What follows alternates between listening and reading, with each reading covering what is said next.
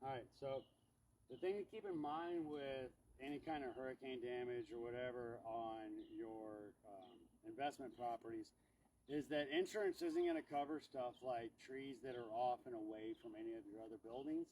So if you have trees like this and they aren't well taken care of, you're going to have issues, and you're just going to have regular maintenance and routine stuff that you're going to have to take care of because insurance is going to pay for it.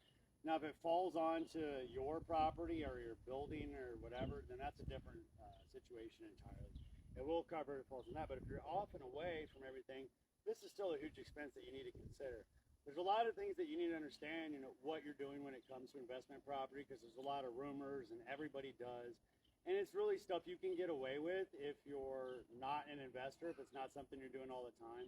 So like if you go and you find a roofer or someone and say, hey, will you also, clean up these trees for me, or, take off part of my deductible and apply that. That's good and it sounds great and everybody does it. But as an investor, if you get caught doing that, you're an expert, you're a professional. You're going to not be able to say, hey, I didn't know any better.